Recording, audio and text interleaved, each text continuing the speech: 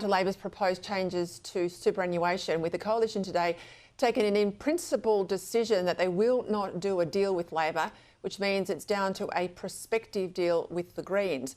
Now, much of the focus is on the tax of unrealised gains, but this is also a question of fairness too, given the uncertainty over whether politicians, including the Prime Minister, but a whole host of senior public servants, can defer their payments, something the Treasurer was pushed on yesterday. Can you confirm that the tax on $3 million superannuation funds will only apply to the Prime Minister once he leaves office, that he won't pay any extra tax on his superannuation until he leaves office under your legislative proposal? I'm so pleased you asked me this question. Tax liabilities are deferred until the pension phase because members in those schemes can't access their super to pay tax debts until that point. It's a function of necessity.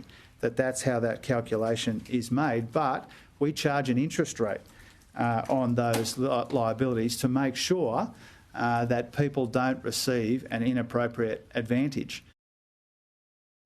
Joining me now to discuss is Wilson Asset Management Chair and Chief Investment Officer Jeff Wilson. Well, he dodged the question yesterday, which tells me he doesn't really want to answer it. He's trying to bury it in bureaucratic language, but of course we know what the truth is, don't we, Jeff? Well, I mean, he just should have answered the question rather than going on a big rant. He just should have said yes, that effectively he won't pay tax. He's on a different, he's in a different situation to, the 14 million Australians that are in the normal, superannuation system, or the workers, and he gets a semi-free kick. I think the government thought they're on a winner here because, they're talking about initially balances of $3 million, and they think, well, most people are into the politics of envy. They think it won't affect them. This is nothing to sort of think about or worry about. But the more they start to understand this, I think it's tipping away from the government. And I think public opinion is really starting to shift, particularly where people understand that it is not indexed.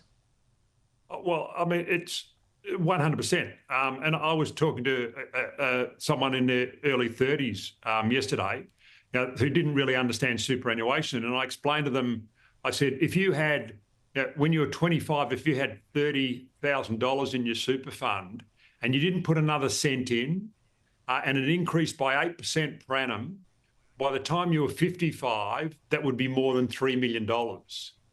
Now, effectively, without the indexation, we've done some numbers, and within the next 30 years, 8.1 million, or more than half of the working population, will be over that $3 million mark. So without indexation, eventually every worker will be paying tax on unrealised gains. So they'll be paying tax on a profit that may never eventuate.